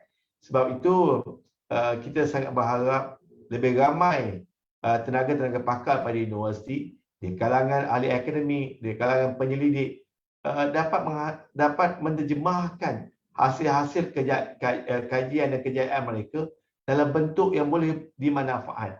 Mungkin hasil kajian itu besar, tapi mungkin kita boleh ambil fasa by fasa kerana pelaksanaan itu akan ada kos yang wujud. Sebab itu kita harus melihat untuk disesuaikan dengan situasi dan keadaan setempat. Saya kira Dr. Nizam itu saja untuk pusingan yang kedua ini. Terima kasih. Okey, terima kasih yang berbahagia Tuan Syahril atas perkongsian yang baru saja dikongsikan sebentar tadi. Sebenarnya banyak yang boleh kita bincangkan, tetapi masa benar-benar tidak berpihak pada kita, dan oleh itu kita perlu teruskan kepada panel yang ketiga yang berbahagia Profesor Dr. Loh Teck Chuan. Okey, Prof. Loh, mungkin Prof. Loh boleh berkongsi, boleh membincangkan tentang antara cabaran universiti dalam melaksanakan program-program yang berfokuskan kepada komuniti semasa penularan COVID-19 ini. Silakan yang berbahagia, Prof. Terima kasih Dr. Nizam. sebenarnya kalau bertanya saya berkenaan dengan soalan ni, saya percaya semua ahli akademik di universiti dia menghadapi masalah ni iaitu tahun lepas. Kalau saya masih ingat lagi pada PKP yang pertama, kedua, ketiga, di mana PKP yang pertama tu kita merasa cemas bila kita telah diarahkan di mana kita ada perintah kawalan pergerakan. Masa tu di mana saya masih ingat lagi, kami menghadapi satu masalah yang besar di mana kita terpaksa mempelajari app-app yang agak canggih bagi kami. Kerana sebelum tu kita semua adalah bersemuka. Dan masa tu saya pun berhadapan dengan sekumpulan pensyarah. Mereka memang ada berkongsi dengan saya masalah yang mereka hadapi, iaitu mereka tidak dapatlah sambung kepada internet. Dari segi masalah logistik, itu sebabnya ada setengah-setengah di antara mereka terpaksa balik ke office walaupun telah diarahkan supaya kerja di rumah. Walau bagaimanapun, kesemua tu telah diatasi disebabkan PKP ini. Bila saya lihat perintah kawalan pergerakan ni telah di mana dia membenarkan pensyarah tersebut untuk menceburi satu era yang baru di mana menggunakan sistem IoT yang begitu canggih sekali, di mana terpaksa kita menggunakan ataupun mempelajari Google Meet, Zoom ataupun Webex, kesemuanya untuk mengajar pelajar-pelajar kita yang berada di kampus ataupun dah balik ke kampung. Itu sebabnya saya pernah terfikir macam mana kita nak mengatasi masalah ni dengan PKP sekarang ni, di mana kita memang tidak boleh menjalankan program. Walau bagaimanapun, saya pun dapati bahawa ada setengah-setengah rakan-rakan saya di universiti yang lain, mereka berkongsi sebenarnya kita boleh menjalankan program tersebut secara online, tapi dengan syarat di mana masalah logistik tu tak ada masalah, iaitu di mana komuniti tu dapat akses internet tanpa apa-apa masalah. Itu sebabnya kalau saya lihat sebenarnya benda-benda ni bukannya senang nak diatasi, tetapi saya memang berharap kalau nak mengatasi masalah tersebut, iaitu masalah komuniti yang tidak dapat akses internet yang lengkap, saya amat-amat berharap di mana setiap universiti yang terlibat di setiap zon tu, kalau boleh kita menyambut di mana kita menyambut iaitu quadruple helix konsep. Quadruple helix ni kita terpaksa bekerjasama dengan industri. Itu sebabnya saya memang mengalu-ngalukan rakan-rakan saya supaya dapat bekerjasama dengan telco-telco tempatan. Mana tahu mereka nak membuat sesuatu CSR di mana mereka sudi nak mendema ataupun nak memberi kerjasama. Dan satu lagi, jangan lupa bekerjasama dengan kerajaan tempatan. Di mana saya rasa yang kerajaan tempatan ni kadang-kadang mereka ada peruntukan untuk komuniti ini. Itu sebabnya dengan kita dapat mengatasi masalah ni dari segi internet lain ni, itu sebabnya memang tak ada isu lagi. And then yang paling penting sekali iaitu ahli pensyarah yang mempunyai jiwa komuniti ini, dia kenalah belajar segala jenis bentuk apps yang boleh dipelajari, yang boleh digunakan, iaitu sama ada secara online, offline, iaitu dalam secara talian, webinar, WhatsApp, Instagram, Facebook, YouTube, seperti yang sekarang kita lihat yang webinar sekarang ni, kita lihat melalui Facebook. Ini adalah cara dia. Itu sebabnya kalau memang ada masalah lagi dari segi internet, gunakanlah telefon. Panggillah mereka supaya mereka komuniti ni rasa tersentuh, di mana kita memang mengambil berat terhadap mereka. Ini apa yang saya masukkan apa? Jiwa komuniti. Saya rasa itu saja Dr. Nizam yang saya boleh kongsikan. Mungkin saya serahkan kepada Dr. Nizam lah. Okey, baik. Terima kasih yang berbahagia Prof. Loh ya di atas perkongsiannya ke atas soalan yang telah pun ditanyakan. Saya sangat bersetuju Prof. Kalau kita lihat sekarang ni, semua orang ya pandai sekarang menggunakan teknologi semasa PKP ya. Sampaikan warga emas pun ya, atuk nenek kita di kampung pun boleh menggunakan teknologi untuk mereka berkomunikasi dengan anak cucu yang jauh di perantauan ya. Itu sangat hebat. Sebelum ni tak ada siapa tahu cara nak gunakan Zoom. Termasuk saya sendiri, tapi sekarang semua dah hebat ya, semua dah mempunyai kemahiran. Itu sangat bagus ya. Terima kasih Prof. Loh. Kita teruskan dengan panel yang keempat yang berbahagia Profesor Dato' Dr. Aileen. Okey, yang berbahagia Datuk ya, mungkin Datuk boleh membincangkan serba sedikit tentang mekanisme pelaksanaan program U4S pada peringkat antarabangsa semasa penularan COVID-19 ini. Silakan Datuk. Terima kasih Encik Dr. Nizam. Okey, ya, program U4S ya, actually sebenarnya boleh dibawa ke peringkat antarabangsa melalui perkongsian ilmu dan pengalaman melalui siri webinar seperti apa yang kita lakukan sekarang, serta bengkel ya yang boleh dilaksanakan secara maya. Ini merupakan norma baru lah apabila kebebasan untuk keluar negara ataupun merentasi daerah adalah terhad. Kebebasan untuk keluar negara merupakan satu cabaran besar pada waktu ini apabila ingin melaksanakan aktiviti yang melibatkan komuniti, yang melibatkan ahli dari negara lain. Walau bagaimanapun kita semua perlu mengamalkan norma baru dengan sebaik yang boleh dan masih mencapai matlamat kita lah. Semasa penularan COVID-19, Apusen sentiasa menghubungi ahli kita untuk mendapatkan maklumat aktiviti tempatan yang dijalankan dan ianya dilaporkan dalam buletin Apusen ya, in our newsletter, in our website, dan ahli digalakkan untuk membuat video pendek ya untuk diperkongsikan dengan ahli lain. Ya, video ini boleh dimuat naik ke laman web ataupun dikongsikan melalui Facebook ya. Aktiviti ini kebanyakannya tertumpu kepada pengetahuan komuniti, perkongsian dari pengalaman tempatan dan juga bagaimana negara lain menandangi penularan COVID-19 ya, terutamanya dari segi penglibatan ahli akademia, pelajar dan komuniti dalam masa yang mencabar ini. Banyak lagi ya perkongsian dibuat mengenai pengendalian ekonomi setempat ya. Ekonomi is also very important. Setempat serta pengeratan hubungan di antara individu, keluarga, jiran, komuniti dan juga kolaborasi tempatan dan juga antarabangsa. Sebagai contoh ya, nak cerita sikit ya, cerita yang dikongsikan oleh pengurusi UNESCO ya, Knowledge for Change di India ya. Jiran-jiran yang dulu selalu menjual hasil tanaman buah dan sayur mereka tiba-tiba ya, bukan tiba-tiba lah actually. Jadi semasa penularan COVID-19 ini, perniagaan mereka terjejas. Maka hasil tanaman dan telah dikongsikan dengan jiran yang lain serta komuniti persekitaran. Ini telah mewujudkan satu senario di mana komuniti setempat memperolehi manfaat ya dari makanan yang segar dan sihat.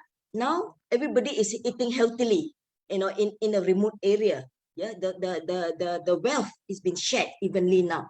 Ya, selain daripada pemakanan yang lebih sihat semasa penularan COVID-19, hubungan bersama keluarga, jiran dan komuniti telah dieratkan. Ini merupakan satu impak ya yang positif yang perlu dijalin di semua komuniti ya. Juga sesama kita sendiri ya. Komunikasi merupakan amat penting ya, dan komunikasi perlu dikekalkan dan dititik beratkan, dan kita amat berterima kasihlah kepada perkembangan teknologi yang sedia ada iaitu internet, wifi, smartphone dan sebagainya yang membolehkan komunikasi diteruskan walaupun kita semua terkungkung ya dalam rumah sendiri dan negara sendiri. Pendekatan turun ke padang masih boleh dilakukan secara tempatan mengikut semua SOP yang dikenakan oleh negara masing-masing. Aktiviti ini dikongsikan dengan ahli lain melalui platform laporan ke urus setia dan dipaparkan dalam laman web atau media sosial yang lain seperti Facebook, Instagram dan Twitter dan sebagainya. pengkongsian melalui platform ini, even Facebook ya nak face out dah. Pengkongsian melalui platform sosial media ni dapat mencapai pembaca yang amat tinggi, sama ada di arena tempatan ataupun di arena antarabangsa. Pada 18 November ya 2020 iaitu tahun lepas, semasa Perintah Kawalan Pergerakan Pemulihan di Malaysia ya tahu U4S bersama APUSEN, Asia Engage dan UMACE telah menganjurkan satu persidangan antarabangsa secara maya di mana telah dihadiri oleh peserta dari tempatan dan juga antarabangsa. Itulah one of the activity ya yang kita boleh continue doing ya despite the pandemic. So walaupun ia adalah anjuran tempatan oleh U4S, beberapa sesi telah dianjurkan dan diketuai oleh negara Malaysia, Thailand, Germany, Amerika Syarikat, Nepal, Jepun, NGO seperti Yayasan Sukarelawan Siswa, MMIK Association dan institusi tempatan tidak melupakan juga penglibatan UNESCO Knowledge for Change ya dalam persidangan ini. Walaupun kita semua ya dalam suasana pandemik ni, aktiviti semua kita masih dilancarkan ya. And then lepas tu penceramah utama ya iaitu Tan Sri Lilam Tai telah menekankan bahawa semua lapisan masyarakat perlu mempelajari semula, relearn untuk sejajar dengan revolusi serta situasi semasa di peringkat global. So because this is a new norm, we have to relearn and readjust ourselves ya. Keperluan kerjasama dan saling menyokong adalah langkah utama. Ya, partnership, ya, collaboration adalah penting. Dan U4S perlu reconnect our roots ya, reconnect our roots iaitu sambung semula kepada asal usul kita iaitu misi dan visi U4S ya. Dewan amat penting, tak boleh lupa ya. Semasa penularan COVID-19, inilah masa kita perlu sedar akan asal usul kita. Hubungkan kita kepada keluarga, jiran dan komuniti dengan semangat, jiwa komuniti dan rasa kemanusiaan. Bukan mata kita untuk melihat, gunakan telinga untuk mendengar. Inilah masanya U4S boleh membawa pengalaman tempatan, cerita dan komuniti ke akademia melalui bengkel sesi pengkongsian secara maya pada tahap tempatan dan juga antarabangsa. That is the role that U4C can play ya, despite the COVID ya. U4S boleh mengadakan program yang membimbing komuniti sama ada komuniti tempatan ataupun komuniti antarabangsa di luar skop penyelidikan dan pengajaran di luar, based on experience sharing dan juga pembentukan semula bersama iaitu co-creation hala tuju di kalangan komuniti ya. Melalui teknologi sekarang, U4S boleh mengadakan komunikasi bersama komuniti, industri atau rakan yang lain di mana jua pun serta pada bila-bila masa. Dengan teknologi sekarang, tiada batasan untuk mencapai kepada sesiapa secara maya dan ia akan memperluaskan sumbangan U4S. Dan juga cuma nak bangkitkan ya program ya yang di initiate ya oleh JPT yang boleh U4S membawa bersama ya, pegang tangan bersama ya, seumpamanya program Sulam dan juga program Sekolahku Universitiku ya. Semua program ini bertujuan untuk memanfaatkan komuniti ya, member, celebrating our differences for one goal ya, dan juga generasi untuk memanfaatkan komuniti generasi muda, harapan kita dan semuanya ke satu matlamat yang sama. Bab pepatah kata, di mana ada kemahuan, di situlah ada jalan. Back to you, Dr. Nizam. Thank you. Okey, terima kasih yang berbagi Dato' Ailin. Saya sangat-sangat bersetuju. Kita sangat-sangat berterima kasih dan bersyukur ya kerana adanya teknologi pada masa sekarang ni. Walaupun PKP, kita masih meneruskan perbincangan, kolaborasi, training, webinar dan sebagainya termasuk dengan masyarakat antarabangsa ya. Bayangkan kalau tak ada teknologi. Maka semuanya terbatas ya, tapi sekarang ni kita masih boleh bergerak. Terima kasih Dato' Ailin atas perkongsian ya, maklumat sebentar tadi.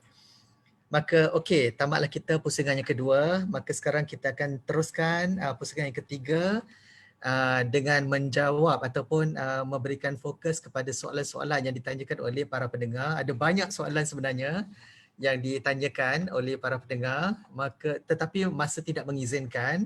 Saya akan cuba ya membacakan sebanyak mungkin soalan. Okey, soalan pertama ni ini ditujukan kepada Tuan Syaril ya, Tuan Syaril ya. Okey, soalan pertama datang daripada saudara Azizi Yusof daripada Johor. Assalamualaikum, tahniah atas inisiatif ini. Ia sangat baik, terima kasih saudara Azizi daripada Johor. Okey, soalannya, apakah perancangan U4S KPT yang mungkin boleh dikongsikan bagi kebaikan komuniti setempat? Saya ulangi Tuan Syaril, apakah perancangan U4S KPT yang mungkin boleh dikongsikan bagi kebaikan komuniti setempat? Silakan Tuan Syaril. Terima kasih Dr. Nizam dan Encik Azizi. Encik Azizi kan tadi? Betul, yes. Encik Azizi daripada Johor. Sebenarnya untuk makluman Encik Azizi, kalau kita lihat dari segi pelaksanaan UC4S bagi cycle yang pertama, kita Johor kita telah memilih UTM sebagai hostnya dan dibantu oleh Universiti UTHM, UTM dan juga USIM. Dan mereka ini berada dalam pelaksanaan zon selatan. Dan satu yang telah saya nak berkongsi dengan Cik Azizi adalah berkaitan dengan pemulihan dan kelestarian Sungai King Kim di Pasir Gudang. Saya juga telah melawat kawasan ini sebanyak 2 kali. Kita lihat bahawa untuk program di Sungai King Kim, satu pelan pembangunan pusat kreasi telah disiapkan oleh pihak UTM, yang mana kita cuba melihat kepada pembinaan ekopark. Dan dari segi kerjasama daripada pihak Kerajaan Negeri Johor, Kerajaan Negeri Johor telah membutuhkan sejumlah peruntukan sebanyak 500,000 bagi tujuan membantu projek ini untuk direalisasikan. Peranan UTM adalah membina ataupun membangunkan pelan pembangunan ekopark ini. Dan dari segi pembangunan ekopark ini, dana ataupun peruntukan itu akan datang daripada pihak kerajaan negeri dan juga industri-industri yang berdekatan. Tujuan kenapa kita melaksanakan pemulihan Sungai King Kim ini, kita sedia dah maklum bahawa pernah ada satu tragedi pencemaran udara disebabkan oleh pencemaran, dan kita melihat bahawa tujuan kita memberi tumpuan kepada pembinaan ini adalah untuk, satu, sudah pasti untuk menjaga environment setempat, dan yang kedua adalah untuk memberi kesedaran bahawa kita perlu untuk menjaga sumber air dan juga kita perlu menjaga kawasan sekitar kita supaya dia tidak memberi impak yang negatif kepada kita.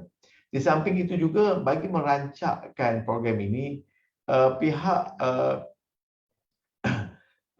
UTM telah membangunkan program pembangunan pendidikan bersama dengan UTHM untuk melahirkan masyarakat ataupun anak-anak kecil di sekolah ini mencintai sungai.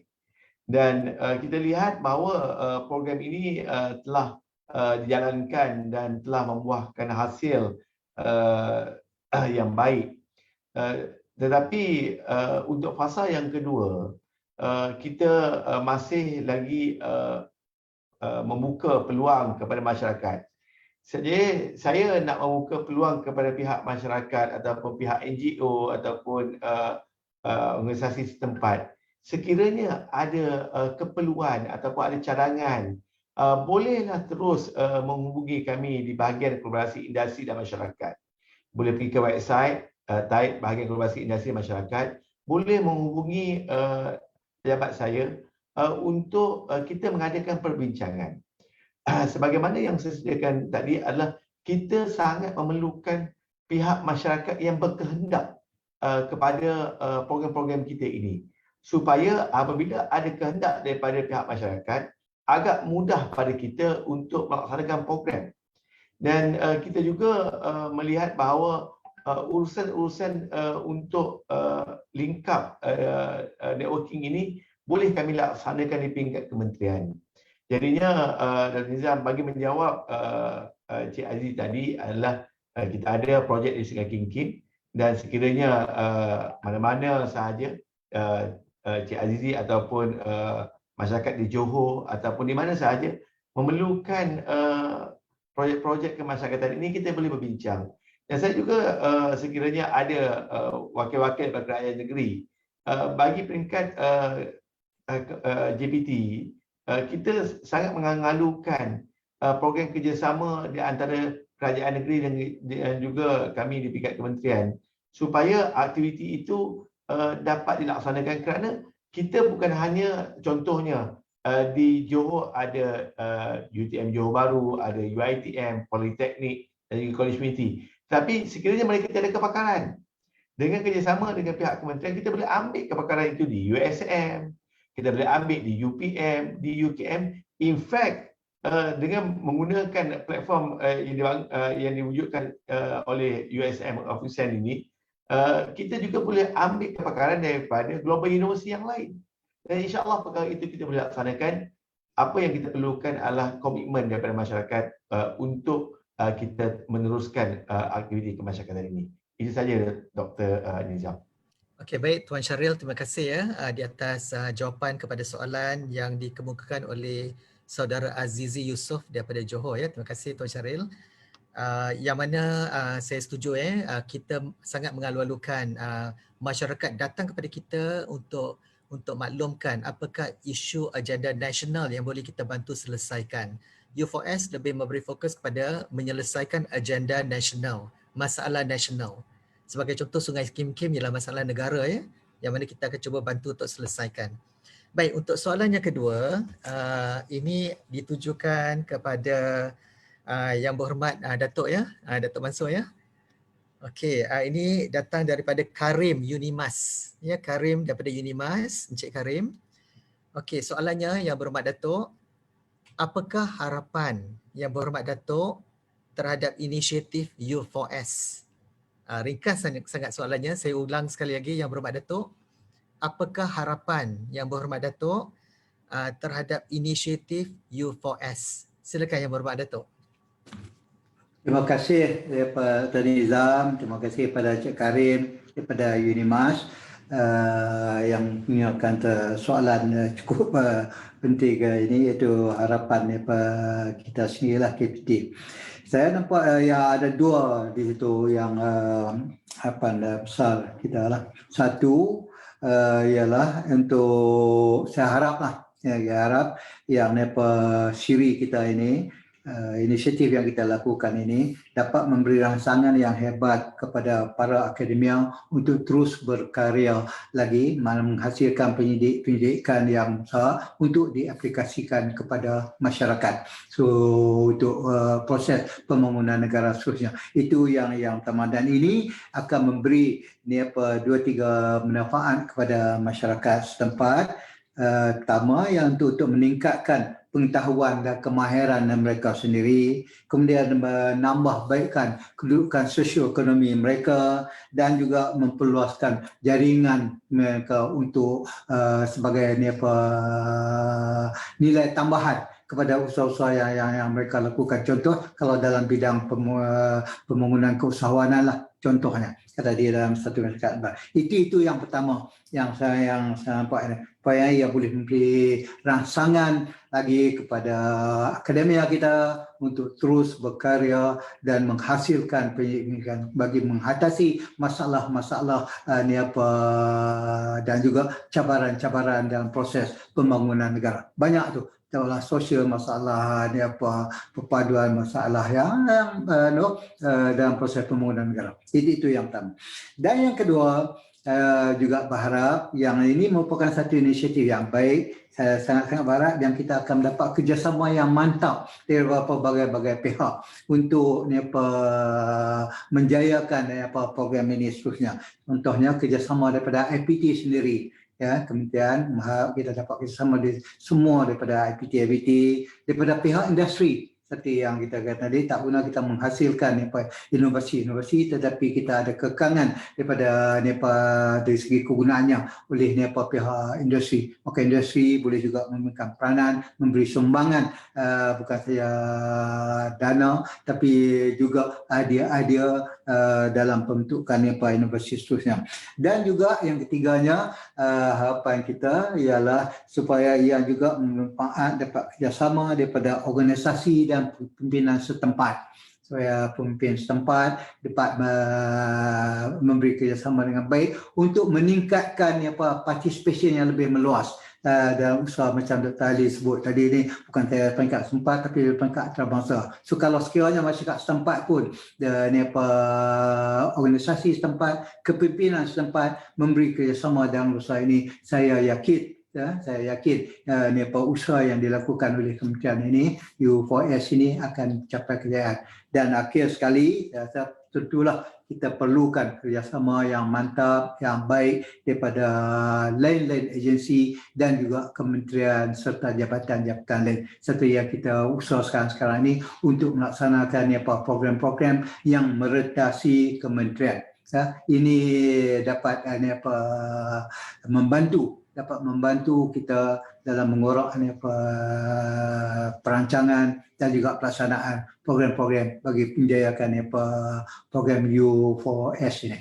Jadi itu harapan saya daripada Dr. Nizam dan juga harapan daripada kementerian. Terima kasih.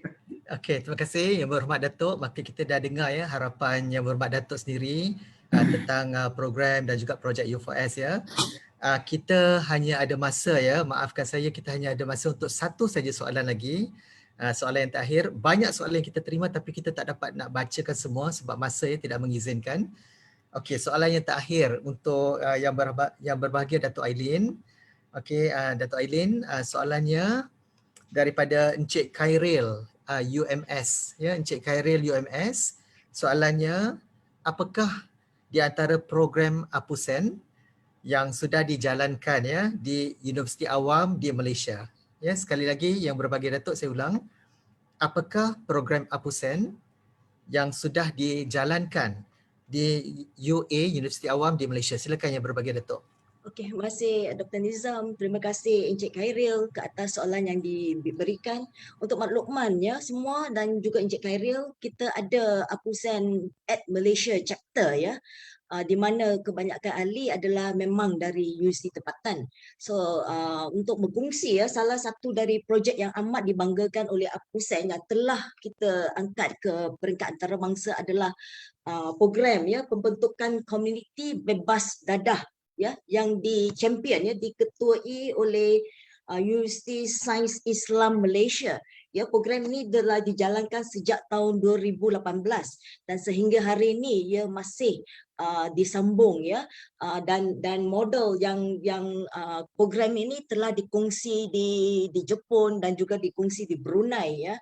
So banyak ahli international antarabangsa APUSEN memang berminat untuk melibatkan diri dalam program ini, di mana komuniti yang amat terdedah kepada pengaruh dadah telah diberi nasihat, counselling, through under the big platform of UUSIM ya, Universiti Sains Islam Malaysia. This is just cuma salah satu dari program yang diterajui oleh Universiti Tempatan Malaysia lah, yang sampai ke tahap international ya. Back to you Dr. Nizam. Okey, terima kasih yang berbahagia Datuk Ailin, sangat ringkas ya dan padat dan telah pun menjawab soalan daripada yang bertanyakan tadi. Okey, baiklah tuan-tuan dan puan-puan, maka sampailah kita ke penutup ya program kita pada pagi ini. Inilah pusingan akhir ya yang mana saya berikan peluang kepada panel kita memberikan mungkin kata-kata nasihat, mungkin harapan ya dan sebagainya, dan mungkin saya peruntukkan masa tak banyak ya, panel-panel mungkin dalam 10 minit saja. Jadi saya mohon setiap panel mungkin dalam 2 minit saja bolehlah kongsikan ya harapan masing-masing. Kita mulakan dengan panel yang pertama, Yang Berhormat Datuk, silakan. ringkas, pertama kali saya terima kasih pada hari ini panel yang berkongsi pengalaman dan juga ilmu dengan kita dalam siri ini, dan saya harap siri yang kita usahakan ini dapat kita memanfaatkan kepada keseluruhan, bukan sahaja warga akademia tetapi juga masyarakat di luar sana, untuk kita mengambil bahagian dengan lebih aktif lagi, lebih bermakna lagi bagi memberi sumbangan kepada proses pembangunan negara. Terima kasih. Ya. Okey, terima kasih Yang Berhormat Datuk, sangat ringkas. Itu kata-kata penutup ya daripada Yang Berhormat Datuk. Panel yang kedua, silakan Tuan Syaril. Terima kasih Dr. Nizam. Saya mengharapkan agar apabila kita telah berkongsi dengan penonton berkaitan dengan UC4S, sekiranya pihak penonton ingin mendapat maklumat yang lanjut, boleh menghubungi bahagian komunikasi industri dan masyarakat ataupun Sekretariat UC4S, kerana kita boleh merancang dan berbincang berkaitan dengan pelaksanaan UC4S.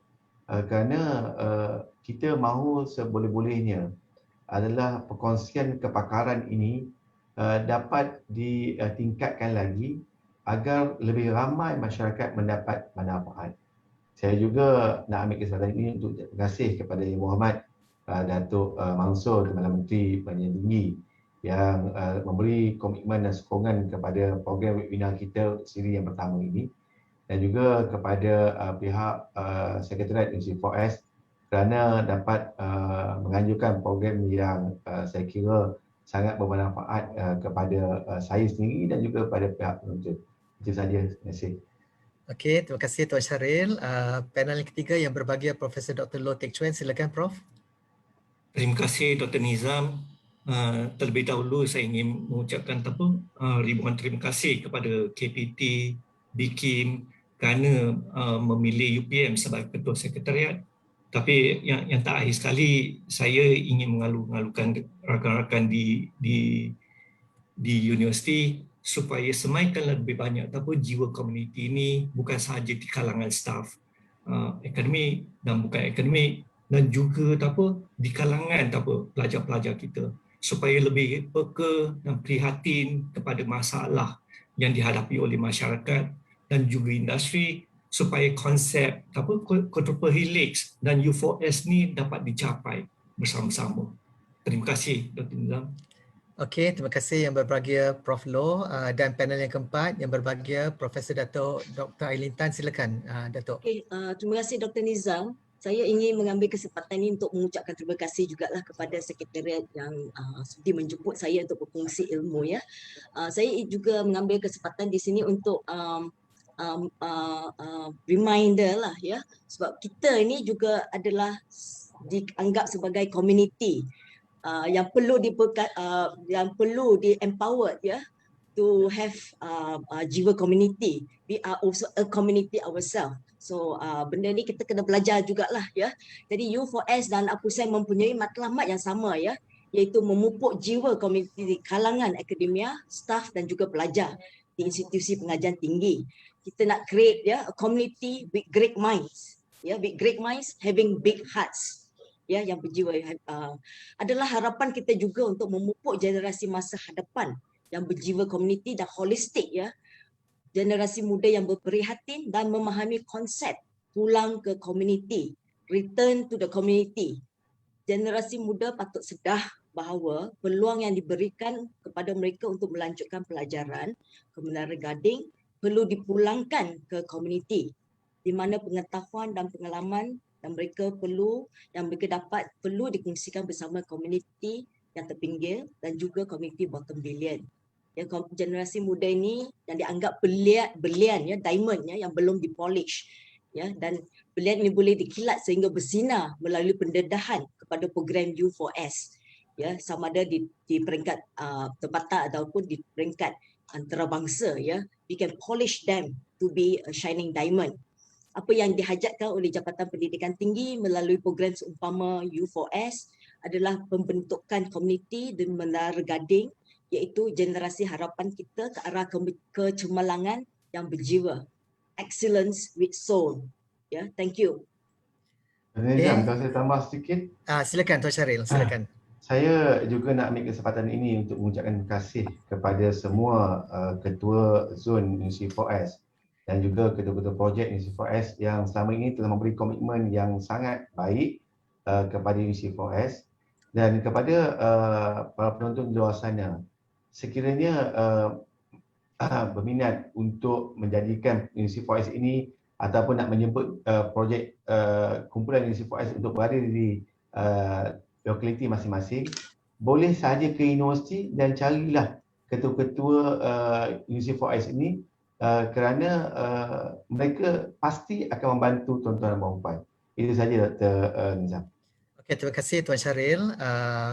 Okey, baiklah, kita telah pun dengar ya kata-kata harapan ya daripada panel dan kata-kata penutup ya daripada panel. Maka tibalah kita ke penghujung rancangan dan sebelum kita tamatkan rancangan pagi ini program webinar siri yang pertama, jangan lupa ada 6 lagi siri program webinar yang akan kita anjurkan sepanjang tahun 2021 ini. Maka nanti-nantikan ya, simak-simaklah website ya dan juga Facebook. Maka sebelum kita tamatkan, sekali lagi ya, saya mengucapkan ribuan terima kasih kepada panel-panel kita. Yang berhormat Datuk Mansur Osman, terima kasih ya. Yang berhormat Datuk. Dan juga yang berbahagia Tuan Muhammad Syaril, terima kasih Tuan Syaril.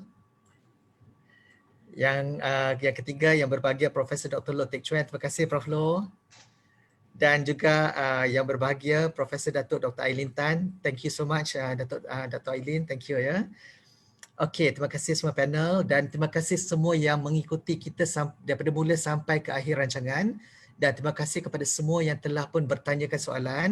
Minta maaf, semua soalan-soalan tuan-tuan dan puan-puan tak dapat saya bacakan disebabkan oleh kekangan masa. Dan saya ingin mengambil kesempatan ini juga untuk mengucapkan ribuan terima kasih kepada semua yang telah membantu menjayakan program kita pada pagi ini. Semua di belakang takbir yang kami tak nampak ya. Pegawai-pegawai di BKIM, di Kementerian Pengajian Tinggi, di UCTC UPM, kru-kru teknikal, anda semua sangat hebat ya. Tanpa anda tidak akan berlangsung dengan lancarnya program kita pada pagi ini. Maka itu saja buat masa ini. Sekian saja, wabillahi taufiq wal hidayah. Wassalamualaikum warahmatullahi wabarakatuh. Salam hormat, please take care, jaga diri masing-masing, stay at home kalau tiada keperluan untuk keluar ya. Terima kasih, salam hormat. Itu saja, sekian.